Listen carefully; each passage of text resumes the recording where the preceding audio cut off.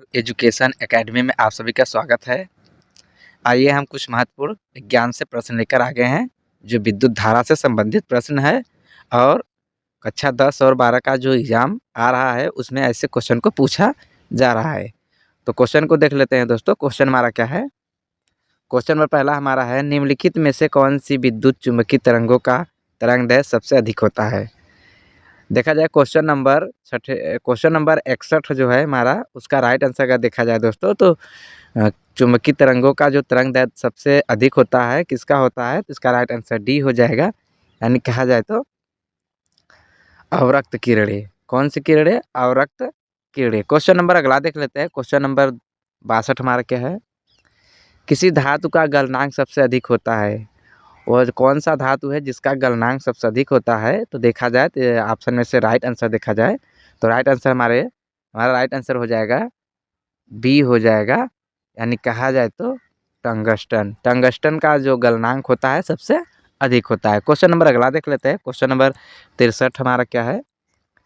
सबसे हल्की धातु कौन सी है? सबसे हल्की धातु कौन सी है?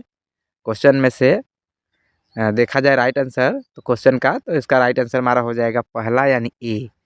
यानी कहा जाए तो लिथियम। लिथियम जो होती है सबसे हल्की धातु होती है। क्वेश्चन नंबर अगला देख लेते हैं। क्वेश्चन नंबर 64, ध्वनि की गति सर्वाधिक होती है। ध्वनि की जो गति होती है वो सर्वाधिक होती है तो किस में होती है? ऑप्शन में से देखा जाए राइट आंसर तो राइट आंसर हमारा हो जाएगा बी। यानी कहा जाए तो जल में। जल में क्या होती है? ध्वनि की जो गति होती है सर्वाधिक होती है। क्वेश्चन नंबर अगला देख लेते हैं। क्वेश्चन नंबर अगला हमारा क्या है?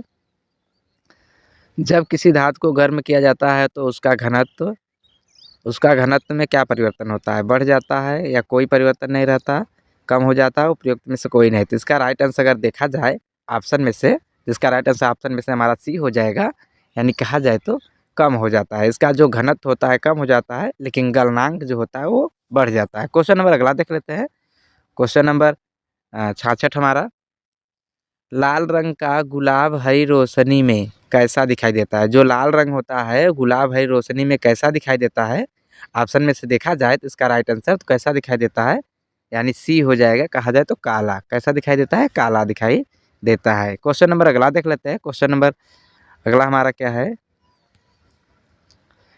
दूध की शुद्धता किस यंत्र द्वारा मापी जाती है? जो दूध की शुद्धता होती है वो किस यंत्र द्वारा मापी जाती है? यानी क्वेश्चन नंबर 67 का राइट आंसर देखा जाए तो 67 का राइट आंसर जो हमारा होगा सी हो जाएगा। यानी कहा जाए तो लैक्टोमीटर से। किससे? लैक्टोमीटर से। क्वेश्चन नंबर अगला देख लेते हैं। क्वेश्चन नंबर अगला हमारा क्या है?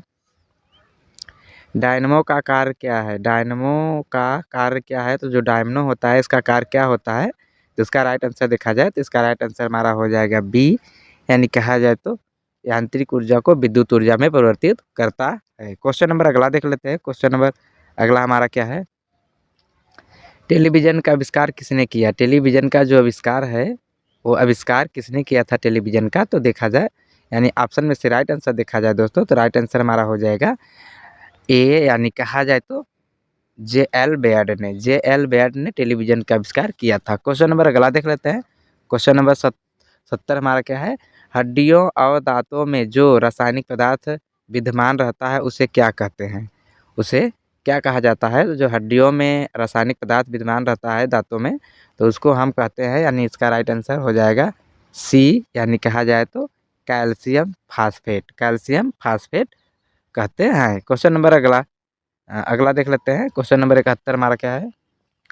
लोहे के पाइप जिनमें जिसमें जिनसे पानी की सप्लाई की जाती है पर जस्ते की परत इसलिए चढ़ाई जाती है कि जंग ना लगे। इस परत चढ़ाने की प्रक्रिया को क्या कहते हैं? इस जो परत चढ़ाई जाती है उस प्रक्रिया को क्या कहा जाता है? इसका राइट आंसर देखा जाए दोस्तों तो इसका राइट आंसर सी हो जाएगा। यानी कहा जाए तो यशद लेपन। यशद लेपन कहा जाता है। क्वेश्चन नंबर अगला देख लेते हैं। क्वेश्चन नंबर अगला हमारा क्या है? 72, किस अम्ल का उपयोग निर्जलीकारक के रूप में किया जाता है? वहाँ कौन सा अम्ल होता है जो निर्जलीकारक के लिए और कारक के रूप में प्रयोग किया जाता है? तो इसका राइट आंसर देखा जाए दोस्तों तो इसका राइट आंसर हमारा हो जाएगा इसका राइट आंसर बी हो जाएगा। यानी कहा जाए तो सल्फ्यूरिक अम्ल। सल्फ्यूरिक अम्ल। क्वेश्चन नंबर अगला देख लेते हैं। क्वेश्चन नंबर 73 हमारा क्या है, विलेय को विलयन से पृथक किया जा सकता है। किसी विलेय को अगर विलेय में से पृथक किया जा सकता है तो वह कौन से द्वारा किया जा सकता है? तो ऑप्शन में से देखा जाए तो राइट आंसर हमारा हो जाएगा बी, यानी कहा जाए तो वाष्पीकरण द्वारा। अवाष्पीकरण द्वारा विलेय को विलयन से पृथक किया जा सकता है। क्वेश्चन नंबर अगला देख लेते हैं। क्वेश्चन नंबर 74 हमारा क्या है, निम्नलिखित में से कौन सी गैस वायुमंडल में नहीं होती है? जो वायुमंडल में वह कौन सी गैस है जो वायुमंडल में नहीं होती है? निम्नलिखित में से देखा जाए तो निम्नलिखित से राइट आंसर हमारा हो जाएगा, राइट आंसर सी हो जाएगा, यानी कहा जाए तो क्लोरीन। क्लोरीन गैस जो होती है वायुमंडल में नहीं होती है। क्वेश्चन नंबर अगला देख लेते हैं। क्वेश्चन नंबर 75 हमारा क्या है, पोटेशियम क्लोरेट को गर्म करने पर, जो पोटेशियम क्लोराइड होता है उसको गर्म करने पर क्या निकलता है? नाइट्रोजन गैस निकलती है, ऑक्सीजन गैस निकलती है, हाइड्रोजन गैस निकलती है, या इनमें से कोई नहीं? तो इसका राइट आंसर अगर देखा जाए ऑप्शन में से तो राइट आंसर हमारा क्या हो जाएगा, बी हो जाएगा, यानी कहा जाए तो ऑक्सीजन। ऑक्सीजन निकलती है जब पोटेशियम क्लोराइड को गर्म करने पर। तो हमने 15 क्वेश्चन कराए दोस्तों, एग्ज़ाम में आने वाले और एग्ज़ाम में पूछे जाने वाले क्वेश्चन, और हर एक एग्ज़ाम में ऐसे क्वेश्चन को पूछा जा रहा है। तो आज दोस्तों इतना ही, फिर अगले वीडियो में मिलते हैं दोस्तों लेकर। धन्यवाद।